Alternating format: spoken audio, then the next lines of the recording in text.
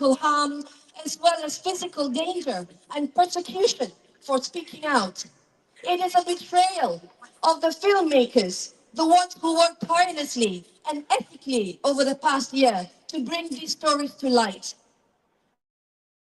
And it is a betrayal of journalism itself, a betrayal of the BBC's founding principles to inform the public, to challenge power, and to report with honesty and integrity.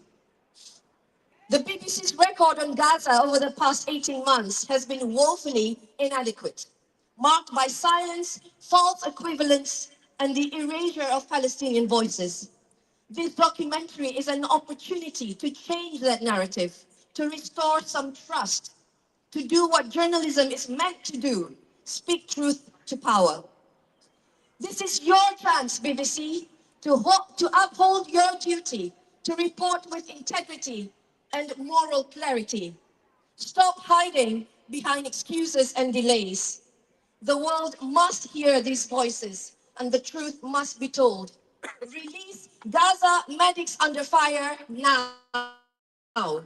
Thank you.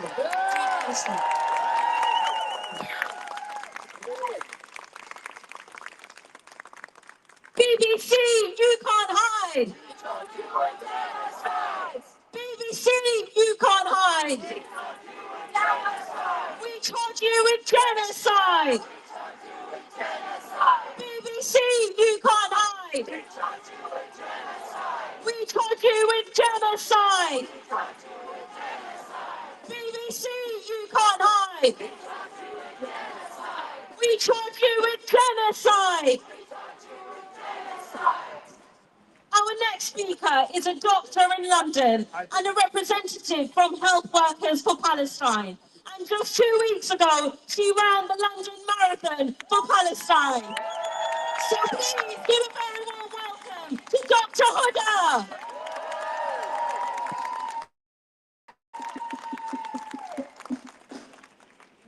Fellow humanitarians, friends and allies, thank you for standing here today. We are gathered outside the BBC to send a clear and powerful message, not just to the BBC, but to the world. We are here because Gaza is calling for justice, for dignity, and for an end to the silence. Gaza is under siege, and the people there are starving to death. The Gazans on the ground are sharing pictures and images of their slow death by starvation. Starvation of their children. Yet, the BBC does not show these pictures. Their suffering is being silenced. BBC, shame on you. The BBC claims to be a beacon of truth, a place where facts and impartiality reign. However, the last 18 months has shown us the reality of the BBC's reporting. BBC, shame on you.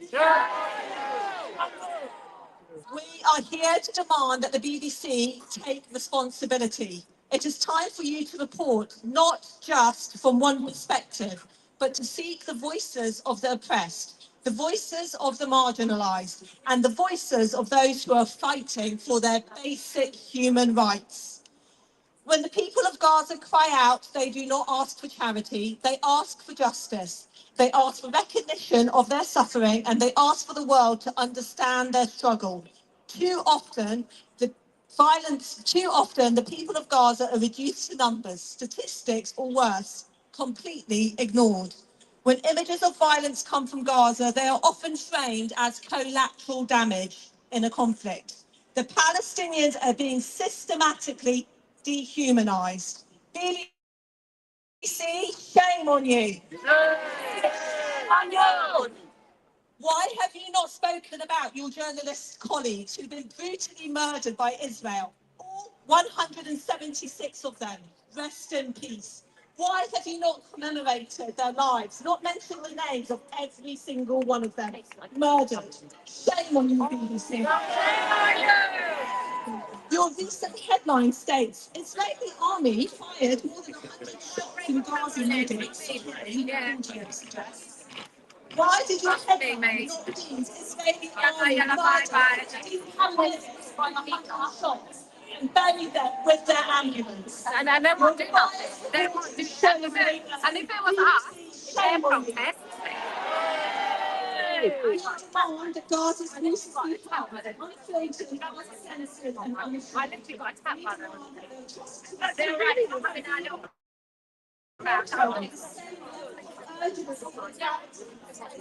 other humanitarian crisis.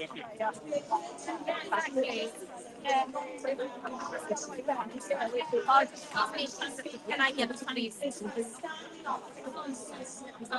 was us, if it was 12 yeah, but they do that because they want yeah, and then they can make us bad.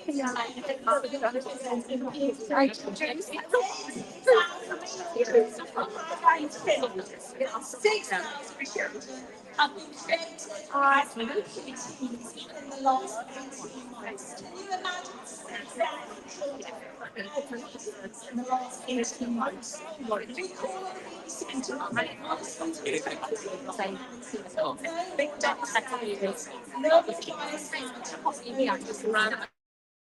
we stand for justice,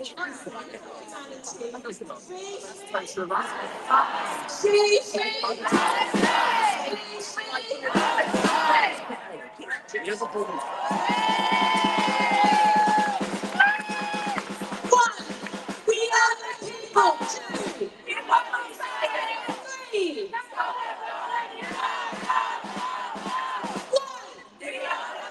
Two, three.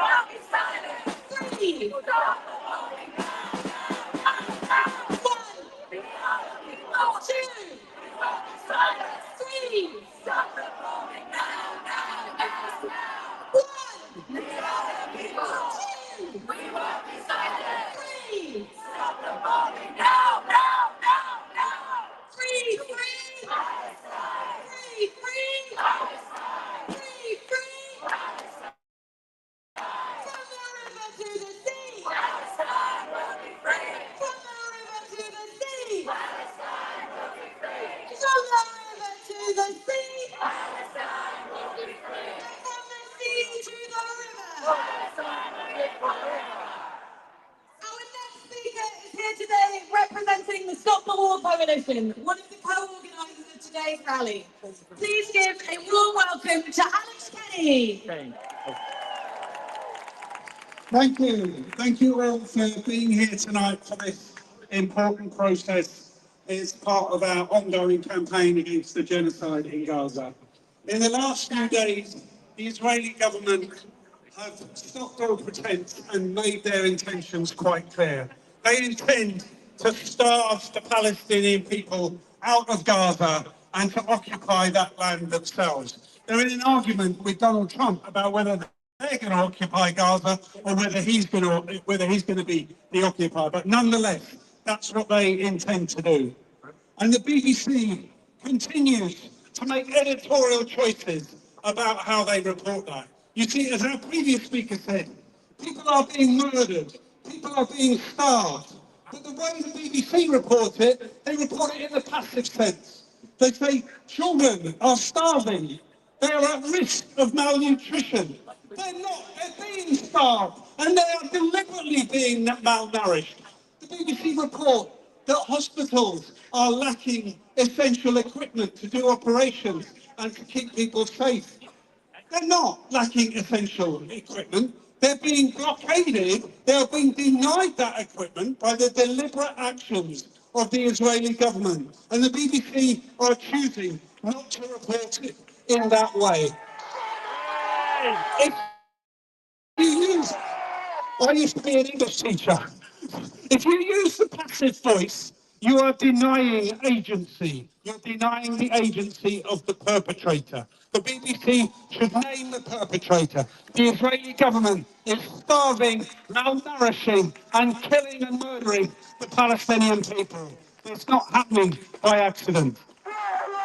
And the BBC continue to give our politicians an easy ride. I mean, David Lammy made a mistake and was giving a gentle rebuke on the Today programme yesterday. He lied. David Lammy has lied to us, and a report has found that he has misled Parliament. He should hang his head in shame, and the BBC should report that truthfully. And whenever we see a new report about war crimes, genocide, and into the actions of the IDF forces in Gaza, they always dutifully report that the Israeli government has denied that they're committing war crimes. Well, of course they would deny they're committing war crimes. But let us see the reports and report on those reports truthfully. But I want, amidst all this horror that we're seeing every day on our screens and hearing about, we have to have hope. And I think there is hope because the establishment unity is crumbling at long last. The establishment support, the unified establishment support for the actions of the Israeli government is crumbling. And some of the most vocal supporters of Israel and what it's been doing are beginning to say enough is enough. 36 members of the Board of Deputies signed a letter. That's 10% of the Board of Deputies signed a letter condemning the actions of the Israeli government. The Financial Times this week, as Owen has said, had a long editorial on it in which it said the US and European governments should be ashamed of their silence in the face of what we're witnessing. And it's beginning to surface, those ruptures are beginning to surface in the parliamentary debate. The longest serving MP, a Tory, Edward Lee, said this week, in the name of God, why can we not offer hope to the Palestinian people in Gaza? Why can we not offer them self-determination and a Palestinian state? And a Tory diehard, Mark Pritchard, got up in Parliament and said he has supported Israel down the years at all costs. But he said, I've been wrong. I've been wrong and I'm ashamed of what I'm seeing. And he is one of Tory backbenchers, a number of Tory backbenchers who've written to Keir Starmer saying that they want a change in government policy. So those things are beginning to happen. The ruptures in the establishment and their support for Israel and the genocide are beginning to happen, and we must widen them and deepen them. And those ruptures are happening for two reasons. One, people can no longer ignore the horrors that are being reported to us, that we are witnessing through some of the better media outlets, the independent media outlets, and the eyewitness voices we're hearing.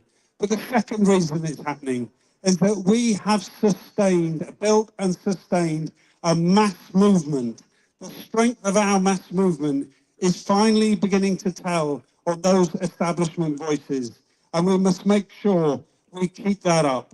Our voice, our demonstrations, our continued campaigning has made support for Israel and its actions in Gaza morally and politically unsustainable. And we must take heart from that and redouble our efforts to be on the streets, to be out campaigning, to be part of every campaign initiative that we hear about until we see justice for the Palestinian people. So next Saturday, May the 17th, is the our anniversary march for the Nakba, the 77th anniversary of the Nakba, and we will be marching in central London again, assembling on the embankment, marching past Parliament, coming back to Whitehall, and we want everyone who's ever been on one of our demonstrations to be there. We need that to be a mass demonstration so we can force home some of those ruptures that we're beginning to see, that we can make sure the Palestinians see that we're not going to let them down and that we won't be silenced, that we are the people and we want to stop the bombing now, now, now. Solidarity. Thank you very much.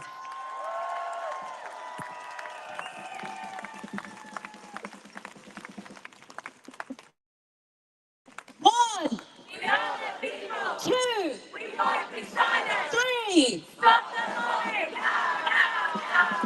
One, two, three. One, two, three. One, two, three.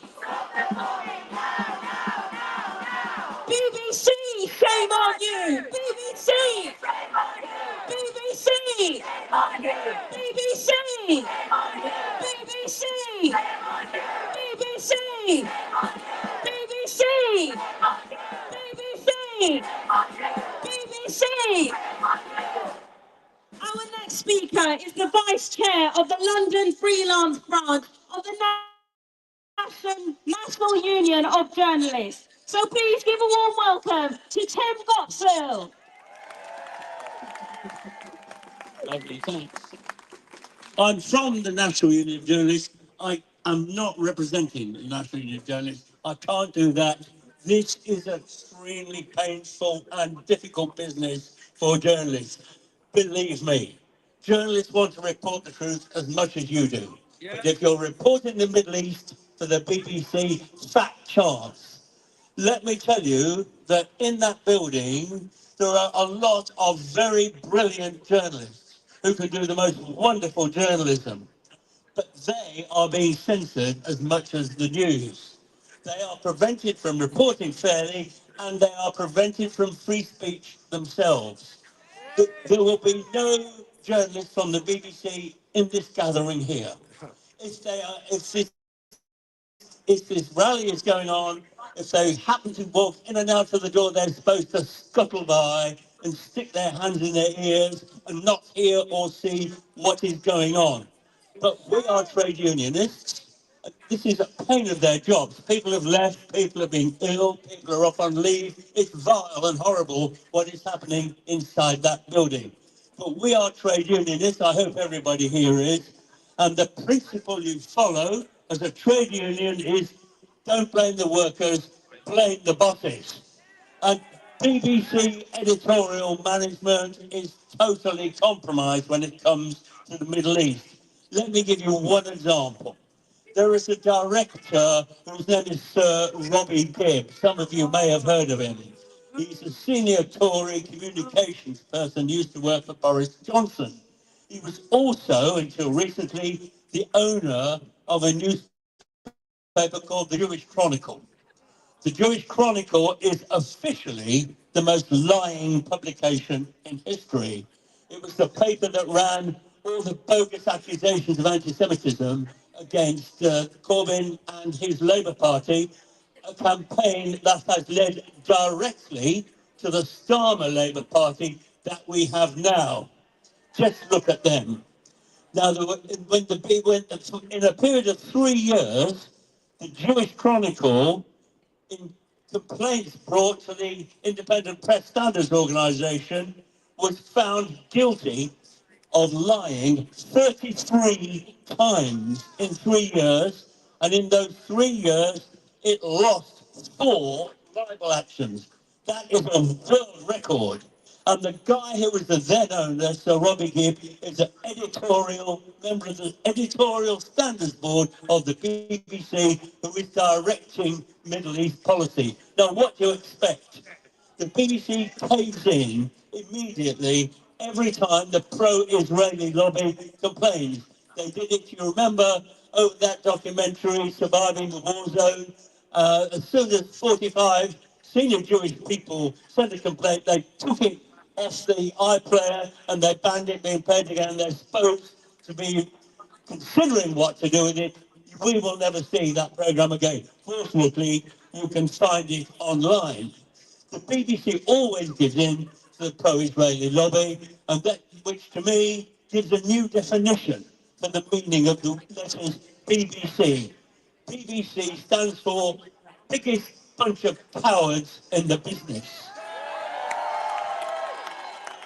Now, I've been a journalist for a very long time, and like Owen Jones, I've never ever known anything like this.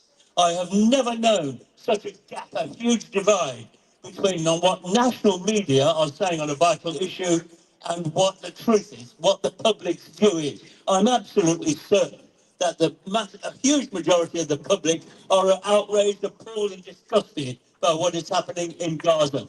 The media, none of the national media will respect that. It is the most serious crisis for journalism that we have had. Of course, it's not just the BBC, it's the whole national media and the whole political establishment in our country. It's not a surprise. But the BBC is supposed to be different. The BBC is supposed to be independent from government. Its journalists are supposed to follow professional standards of accuracy and impartiality. It's a joke. It's worse than a sick joke what's happening in the reporting of the Middle East. So let's join in. BBC, shame on you. BBC. BBC. Thank you. Free, free! Free, free! 1, 2, 3, 4! 5, 6, 7, 8! 1, 2, 3, 4! 5, 6, 7, 8! Our next speaker is here today representing the Palestinian youth movement. Please give a warm welcome to Janine from UIM. Free, free! Palestine! Free, free! Palestine! Every time the media lies, a neighborhood in Hosaka! Neighborhood in Hosaka! Yesterday, we released a report that exposes UK arms exports to Israel. We uncovered that since the beginning of this genocide, the UK has sent thousands of military goods to Israel. Shame!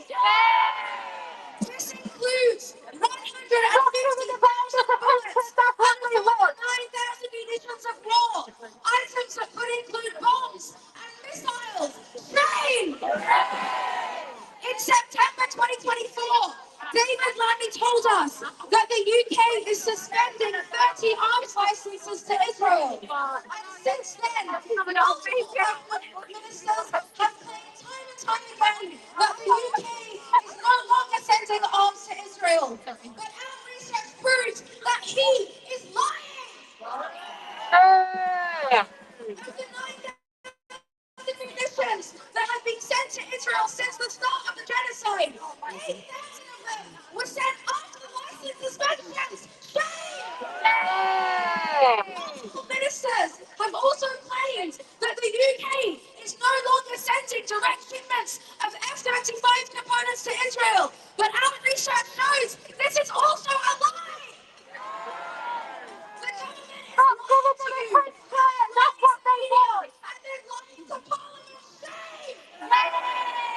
This is the kind of investigative work that the BBC should be doing. If they had any journalistic integrity, if they had an ounce of decency, they would be exposing the government. Instead, it's us, an organization of unpaid volunteers committed to our people back home in Gaza that are exposing this government for what they are: pathetic, lying, slimy snakes. But we always knew that this government was complicit. We always knew that the liberation of Palestine would not come from them because they have proven time and time again that they are only interested in power and in profit. But we know the real power comes from us. It comes from the masses. The fact that a volunteer-led grassroots organization of Palestinian youth can produce a research report that exposes and confronts the ruling class of this country proves what is possible when we are disciplined, when we are committed, and when we are organized.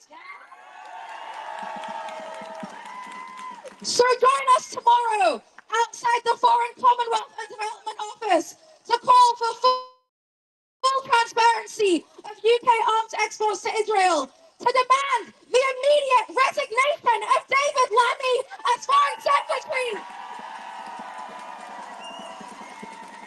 and to promise that if this government refuses to enforce an arms embargo, then we will!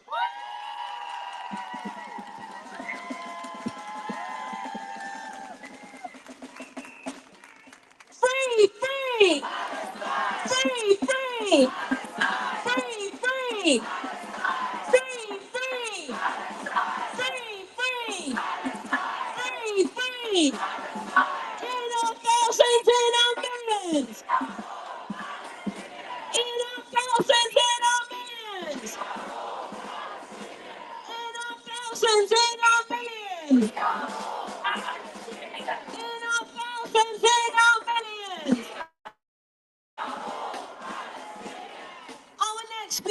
is here representing Friends of Al-Aqsa, one of the co-organisers of today's rally and the national demonstrations. So please give a very warm welcome to Shamil Jordan. Good evening, London! It's a little bit cold, so let's warm up. Free, free! Put your hands, you're nice and warm. Free, free! Free, free! Free, free!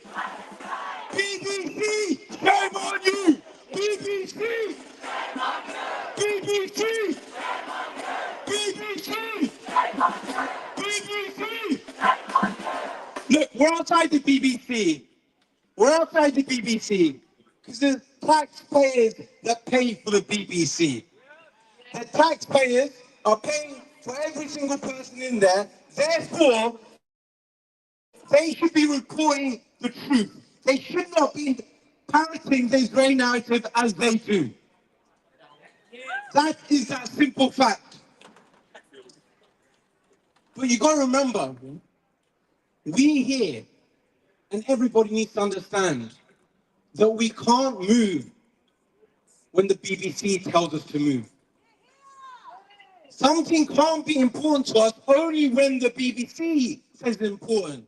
We cannot rely on the editors of the BBC and the journalists of the BBC to say, this is important, therefore you should worry about it. We know a genocide is taking place. We know international law is being broken. We know apartheid is taking place. We know an occupation is taking place. We know genocide is taking place day in, day out. So therefore we must act day in, day out. There is no break. We do not wait for them. We don't wait for them to report the truth. We know the truth. We see a genocide live daily on our screens. We cannot rely on the BBC. But brothers and sisters, we need to open our eyes again. We cannot scroll past. I was speaking to an individual the other day at a reception, and she was saying, brother, I cannot watch the news. I cannot turn on the TV anymore. I cannot watch what's happening in Gaza anymore. Otherwise, I cannot get on with my day.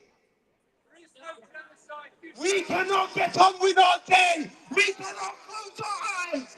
People in Palestine are dying from not able to access food. There is no food in Gaza. There is no food. There is a famine that's taking place. Children are dying slowly of painful death. What are the worst ways than using food as an act of war, as Israel is doing? And the BBC getting excuses. So fund the BBC, forget the BBC, spread the truth amongst ourselves. Now, what's going to happen next week? Next week marks 77 years of the catastrophe, 77 years of the Nakba, 77 years since over 750,000 Palestinians were forced out of their homes and made into refugees. We ain't going to hear that from the BBC. What we need to do on the 17th of May, we must come on our masses, like previous speakers said. Speak to everyone that you can. Remind people they have a role. They have a duty.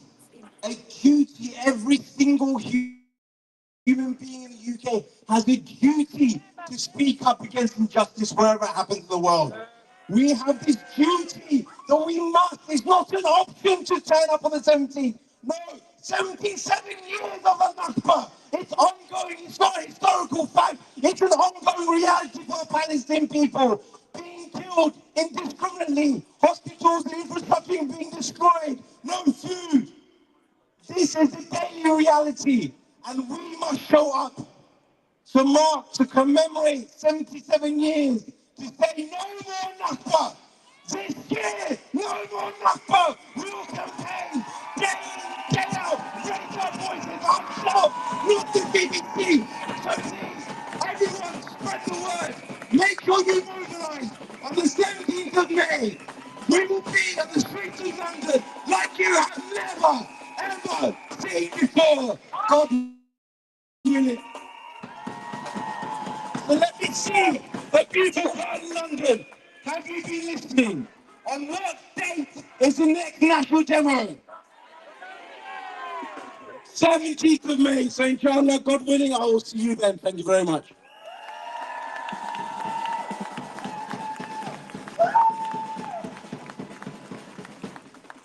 All right, just to add to that, we have got loads of leaflets, or maybe not loads, but quite a few leaflets for the NAGBA demo. If you are able to distribute them in your local area, in your workplaces, in your places of study, please go round to that side behind that big Stop the War flag, collect some leaflets to give out in your local areas to build for the 17th. Thank you. Okay, our next speaker is here today representing the Campaign for Nuclear Disarmament, one of the co-organisers of today's rally. Please give the warmest welcome to Sophie Bolt, Secretary of the CND. Thanks very much. It's amazing to see so many of you here. And at long last, here we are protesting outside the BBC. We are witnessing the absolutely horrific intensification of Israel's genocide against the Palestinian people. Skeletal children crying in pain and desperation, being deliberately starved to death by Israel. And at a time when we need our public broadcaster to shine the spotlight of truth on Israel's war crimes, the BBC is covering them up. Shame! Continuing to buckle under political pressure. But suppression of the truth is complicity in genocide. The systematic executions of children by Israeli forces, the systematic targeting of healthcare workers and aid workers, these constitute war crimes and should be exposed, not covered up. By hiding the realities of Israel's genocidal violence against Palestinians, the BBC is shielding Israel from accountability. Shame. This latest documentary, Medics Under Fire, that has been shamefully shelved by the BBC, exposes the systematic abduction and torture of medics by Israeli occupying forces. These horrific actions by Israel show its deliberate attempts to terrorize medics to prevent them from providing life-saving treatment, to stop them from saving Palestinian lives. It is evidence like this that supports the ruling of the International Court of Justice of Israel's plausible genocide. And it is this evidence that supports the legal duty of the British government to end all arms sales to Israel, to end its surveillance flights from RAF Akrotiri that have been helping Israel slaughter Palestinians.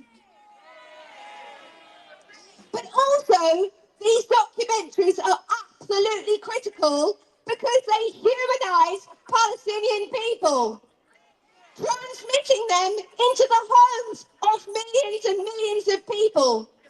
So it's utterly appalling that the BBC is blocking this critical documentary. It is losing any remaining moral authority as a public broadcaster. So it has to be held accountable. So we stand in solidarity with all those journalists and artists and health workers who have spoken out so strongly against this latest obscene censorship. And of course, the truth is out there. We are seeing it every day on our phone. And we will keep up protesting to expose British complicity, to halt the horrific attempts at ethnic cleansing. And all those complicit in this cover-up of genocide must be held accountable. So I look forward to seeing you all on the 17th of May when we come out in our hundreds of thousands in support of Palestine. Free, free! Free, free! Solidarity!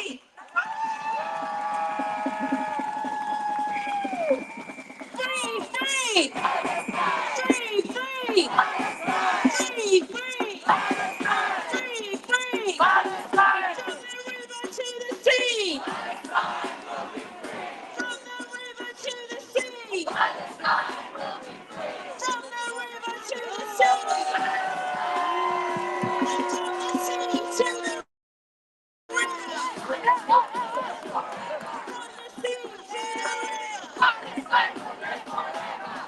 Sea to the river!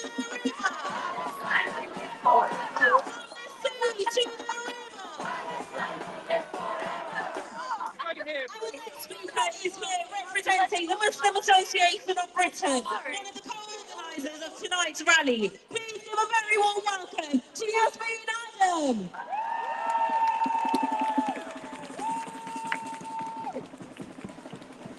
Brothers, sisters, friends, assalamu alaikum, peace be upon you all. In order for genocide to unfold, a climate has to be established, a climate that allows war crimes to be enabled.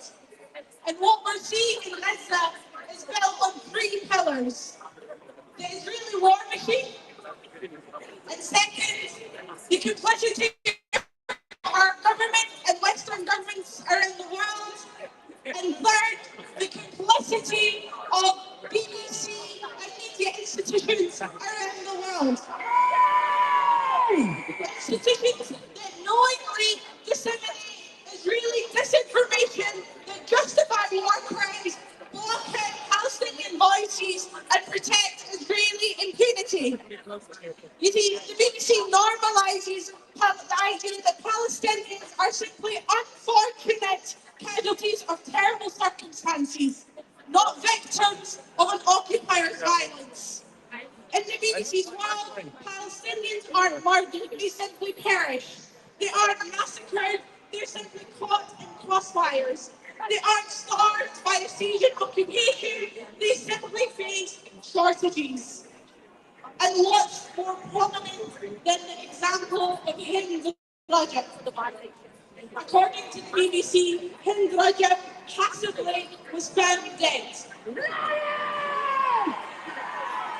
They conceal the fact that Hind Rajab was killed by 335 Israeli bullets. So when it comes to Palestine, the sacred laws of journalism are optional. Passive voice is the standard, and omitting facts is standard.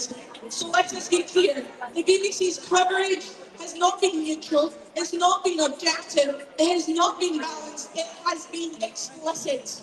No genocide starts the moment the first bomb drops. A genocide begins with a narrative. A narrative that dehumanises its victims, a narrative that erases its history, a narrative that frames their slaughter as simply unfortunate, and a story that turns mass murder into background noise. And the BBC has told that story repeatedly, relentlessly, and shamelessly.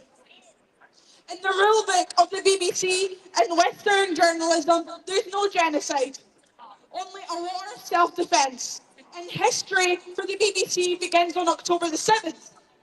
They erase any coverage that gives context to the 76 years of ethnic cleansing, of persecution, of mass imprisonment, of gross violations and war crimes upon war crimes. The BBC has actively given climate to a genocide that can be carried out with no outcry, no accountability, and no consequences.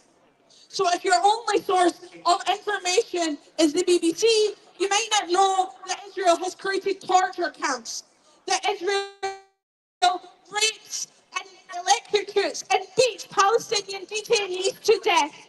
You may not know that Israeli snipers are systematically targeting children and infants and disabled people. You may not know that Israel holds the world record for the murder of journalists, aid workers, and the slaughter of healthcare staff. So we stand here to remind everyone in that building that no matter how much you try, you will not erase the Palestinian voice. We are here to remind you that the truth will outlive your propaganda, that memories will outlast headlines, and that accountability will come. And as we stand here today, we have to honour Palestinian journalists.